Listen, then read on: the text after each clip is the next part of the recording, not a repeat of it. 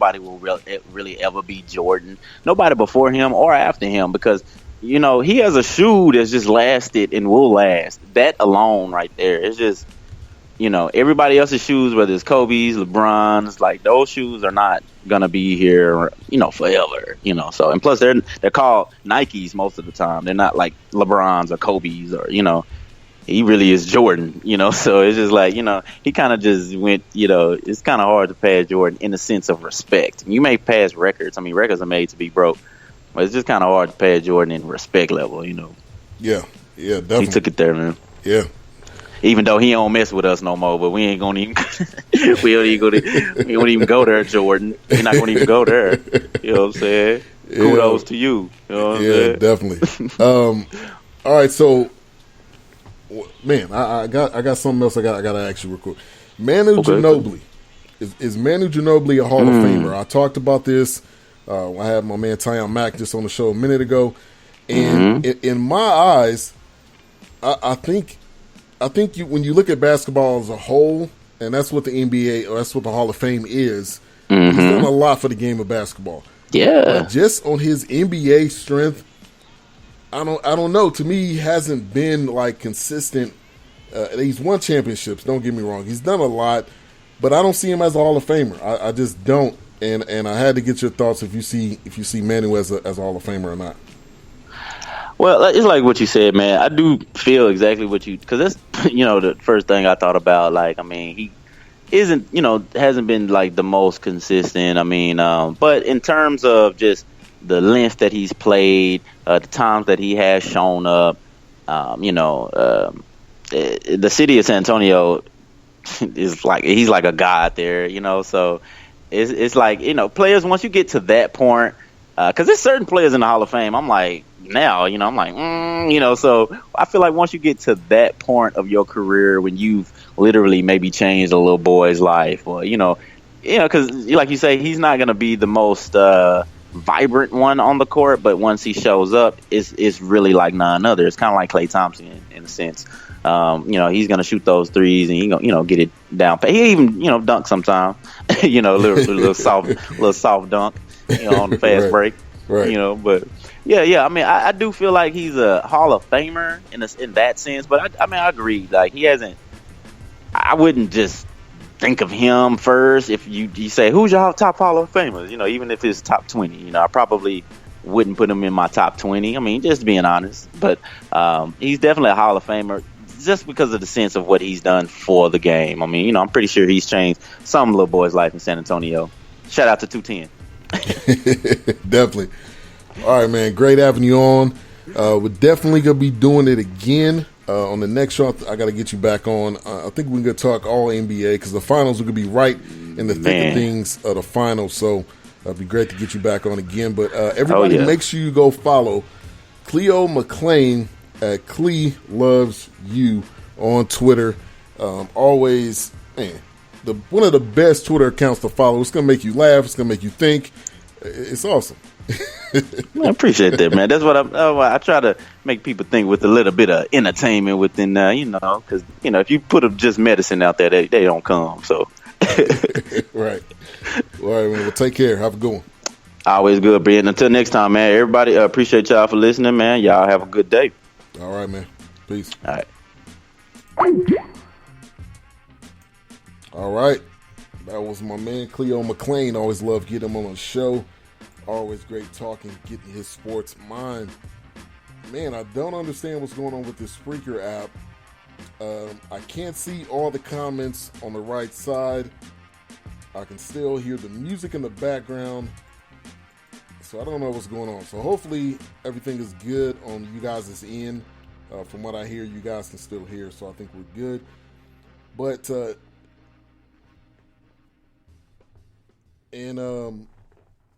you can call in. You can call in Dallas. The only thing is I don't have a number, so you would just have to call in via Skype. So it's BS3 Sports on Skype. So if you have Skype, just go on there and you can call in right through that avenue for sure. BS3 Sports. You can call in, drop some knowledge. Definitely, I'd love to get your Love to hear your opinion, and I know you got a lot of it with you being a Cavs fan. So feel free. All right, what we're gonna do here? We're gonna play a song by. The song right here is called Smith and Wesson. This is by KB featuring Brasel. So we're gonna play this song, and actually may play a couple joints, and then we'll talk some boxing. We got Kell Brook versus Errol Spence Jr. So we'll talk about that in a moment.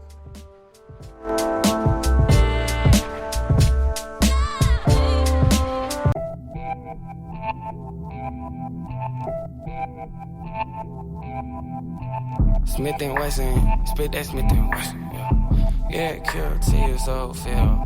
Oh, Smith and Wesson, spit that Smith and Wesson. Get that Kell to your soul, feel heaven. Soul food, come get your blessing. I told you, come get your blessing, yeah. Smith and Wesson, spit that Smith and Wesson. Give you that Kell to your soul, feel heaven. Yeah, soul food, come get your blessing. I'm trying to. Yeah, I told you, come get your blessing, yeah. AK second letter with my range though.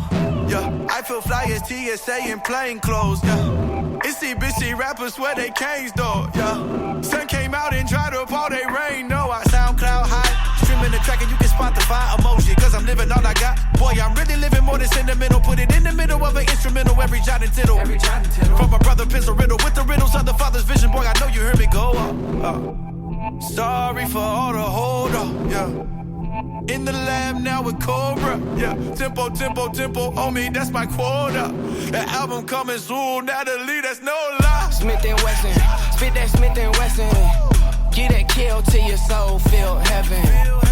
Soul food, come get your blessing. I told you, come get your blessing, yeah. Smith and Wesson, spit that Smith and Wesson. Give you that Kell to your soul, feel heaven. Soul food, come get your blessing. I told you, come get your blessing, yeah. Putting in work, young T-Chef up the stove, though. I pull up in all black with the rose gold. Microphone loaded, weapon spit a real rap. I just wrote this from the soul, so I know you feel that. Put my life inside these bars, yeah. Metaphor, murder charge. Metamorphosis, I still evolve. Write the sound of heaven, higher power, light the valley. Really, I just hold the torch. I'm a freedom writer, speed my peace up in the fire. I got angels all around it just to hold me down, yeah, hold me down, yeah. I'm a young, wavy Memphis raging, shawty, level up, yeah, shawty, level up. I just came from Atlanta and I really need a break, but I got 3 more shows this month, yeah. Smith and Wesson, spit that Smith and Wesson. Get that Kell to your soul, feel heaven. Soul food, come get your blessing. I told you, come get your blessing, yeah. Smith and Wesson, spit that Smith and Wesson. Give you that Kell to your soul, feel heaven. Soul food, come get your blessing. All right, we're back. Cut the music short. We got Reggie Lawrence. Calling into the show. How's it going? Well, it looks like we just had Reggie Lawrence. Hold on 1 second. Let me get him back on the line. Yo. Reggie Lawrence, how's it going? I'm doing well. How you doing, Ben? Doing good, man. Great to get you calling in. Appreciate that. Yeah, hey, man. So what's going on? What you calling about?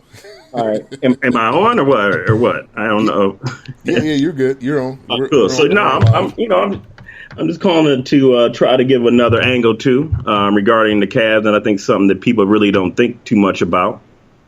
But so first things first, I'm thinking this. All right, Durant has never really played well against LeBron James, to be honest with you. All right, so I know everybody said he's the X factor, and I get it, but here's the thing: I think you put Kyrie Irving on Klay Thompson, at least initially. Okay, he's struggling. He can't guard Kyrie. Then I think you put J.R. Smith on Curry because Curry struggles with bigger guards. And I think J.R. plays enough D, and he's been focusing on D.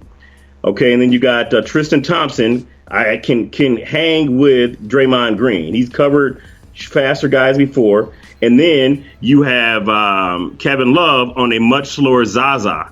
So you draw him out, okay? So right there, let's just say it's even or Golden State's barely up. What about the Cavaliers bench? They have Darren Williams, who is basically playing his best ball. You have Kyle Korver, who could shoot the lights out. And then you also have Shannon Fry. You have old Richard Jefferson, and you have Iman Shumpert. So who is Golden State's bench? You got an Iguodala that's been hurt pretty much all playoffs with his knee.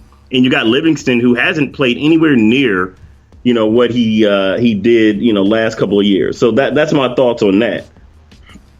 Now, you got a good point. You got a good point as far as the bench goes. I would definitely agree with you on that point. I do think Clay has not been playing well. And like you said, I think with KD and his matchup with LeBron, but KD's been playing some of his best ball ever, and he wants this championship.